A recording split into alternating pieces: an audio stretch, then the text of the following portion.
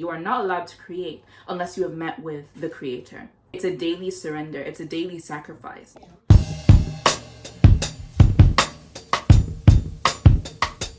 I'm an extremely creative person. I sing and I dance and I act and I model and I design clothes and I write poems and I write books.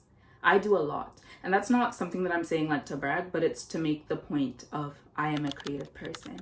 In fact, my name that my mother gave me is Zoella, and Zoella means the essence of God in a woman. And I believe that the deepest essence of God that there is the innate desire to create things. When he spoke, things came to be. And every day we are inspired by the things that we see around us and that we hear around us. And those things could not have been if not for God. Beauty, by definition, means a quality that pleases the senses or the mind, often associated with aesthetic pleasure or subjective perception. But beauty to me, it's not something that is physical, but it's something I define as constantly out of reach, because I see beauty as being like disgustingly overeducated in my creative endeavors. For example, I feel the most beautiful when I've just completed a painting, or when I've just written the most beautiful song that I can think of, or I've created choreography for a dance that inspires me, or when I've written the best book, or when I've written the most beautiful poem, or when I've designed an outfit, or when I've finished modeling and I'm seeing the pictures afterwards. Like, that is when I feel the most beautiful, when I have completed a project. And that might be different for you. That might be a whole different ball game for you. Like, that might be a whole different like industry for you, because I think that each person defines beauty as being different for them. But I think that there's a reason why it says in the Bible that beauty is fleeting, but a heart that loves the Lord is to be praised. I think so often when we speak of vanity, we focus on something that is physical, something that is materialistic, when it can actually be something that is a little more emotionally driven, that is a little more like mentally driven, that has a little more weight to it, as opposed to something that is so unimportant as what someone looks like. I'm going to speak about my own experience and my own example, which is my family. That is the context at which I live. I come from a very long line of creative people. I come from a line of artists and dancers and singers and actors, and unfortunately, I have found those people that I'm most inspired by creatively are the people that are most far away from God in my family. I think that there is a constant fight not to idolize the craft that you've fallen in love with. Because even though there's this constant complaint of like, oh, is the artist never the muse?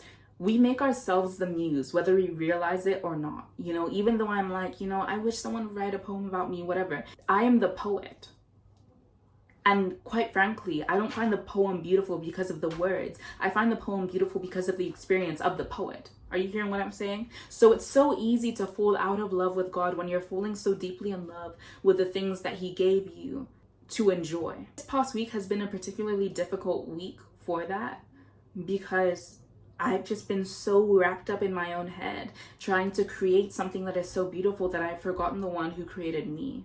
I've forgotten the one who created the whole essence of creativity in the first place. I think it's so ironic and so backwards that we look at the world, and we look at the things around us and the people around us to be inspired when God created all those things. I think that we idolize beauty in a way that is so profound that we make it almost noble that we do. If I get too wrapped up in those, if I get too wrapped up in the things that God gave us to enjoy, that are beautiful, that are great, that are not sin, then I can fall into a place of forgetting about God, because in my mind, it is the closest that you can get. For me, it is the best compromise. It is the best dupe, like God dupe. Because that feeling of glory of when you're in the presence of God, it's so similar to the feeling that I get when I've created something, or when I'm in the presence of something that is spectacular, that is excellent, that has been created. It's so funny, because when I've fallen away from God in the past, when I've gotten distracted and I've stopped pursuing him, I think that the thing that God has used to kind of coax me back in and like draw me back in has been like seeing a drama or seeing someone dancing, and I feel like, oh my gosh, this is God. Like, this is God's creation. This is the height of beauty that God created. Like, God has created such a beautiful world for us. It's when I see those things, when I hear that book idea, and I'm like, God gave you that idea. And I liken that glory to the presence of God, and I want to get back into it. But I feel like the devil has perverted it to make me idolize the thing instead of making the thing prompt that remembrance of the one who created that thing. I hope that that makes sense. I know that it's kind of like jumbly, like the way that I'm wording it, but I really want you to hear me. Let's talk about Satan, right? And how he idolized that beautiful thing, right? So we're in Ezekiel chapter 28. This is verse 17 and 18. It says, "Your heart was filled with pride because of all of your beauty. Your wisdom was corrupted by your love of splendor. So I threw you to the ground and I exposed you to the curious gaze of kings. You defiled your sanctuaries with your many sins and your dishonest trade. So I brought fire out from within you and it consumed you. I reduced you to ashes on the ground and in sight of all who were watching." The part of the verse that I really want to focus on is 18b, where it says, "So I brought fire out from within you and it consumed you." Do not allow your creativity to consume you. Do not allow the enemy to convince you that your beauty lies in the things that you create rather than who you are in the image of God. Remember, that doesn't make you God. It doesn't make you the thing that is worth being worshipped. No, but it makes you a vessel. Remember that you are a vessel. Remember that, as it says in Ezekiel, life is meaningless and that there is nothing new under the sun. The things that you enjoy, they may be great and God wants you to enjoy them, but you need to know what your parameters are. It's not safe to compromise. There's never a time where it's safe to compromise. Know what makes you slip up. Know what makes you kind of forget about God. Because honestly, happiness is one of the biggest things that draw us away from God, much more than suffering does. Happiness makes us complacent. Happiness makes us comfortable. And there's nothing wrong with being happy, but there's everything wrong with having that happiness lead you away from the cross because you don't see the point anymore. I truly believe that it is one of God's greatest gifts to any of us that we go through suffering, because it keeps us close. It draws us nearer to God. And you might see that as backwards, but it is because of God's love for you, because he knows how fickle we are as human beings. He knows how shallow we are. If we do not need him, we will not pursue him. Do not idolize a thing that God gave you. I think the best way that I've ever heard this worded is something that C.S. Lewis said, where he basically said, and I'm going to misquote this, but the basic idea is there. Praising yourself for being talented is like praising yourself for having blue eyes, as if you had anything to do with it. That's basically what he says. I'll put the quote up on the screen. But I feel like this quote really encapsulates the idea that we have nothing to do with the things that we fall in love with, like our passions and our talents and the things that we are skilled at. Yes, we can work at them. There's nothing wrong with working at them, because it says in Proverbs that hardworking people are seen in the palaces of kings. It is good to work hard, but it is not good to make hard work all that you are. Do not allow your passion, do not allow your giftings to cloud your vision of God, or to kind of like silently and quietly coax you away from the throne room.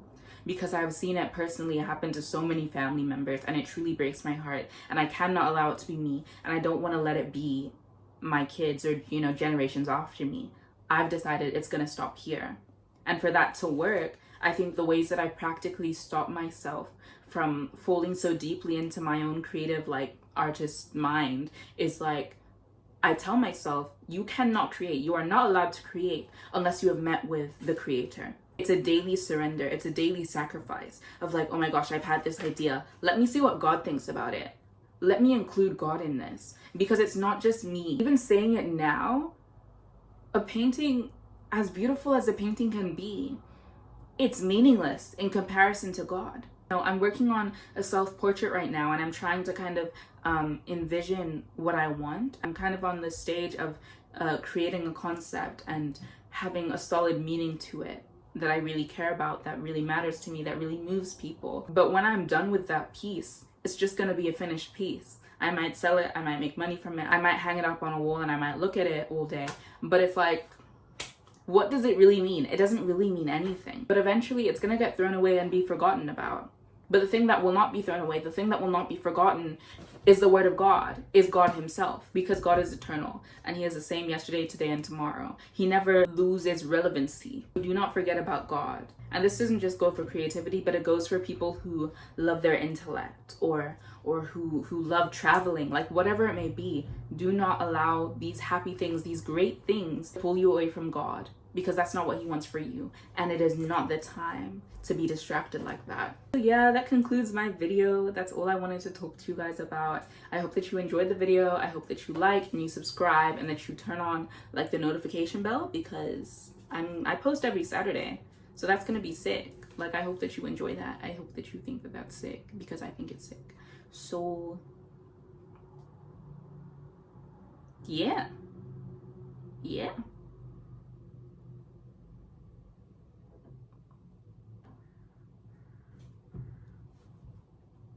Okay, yeah. Bye.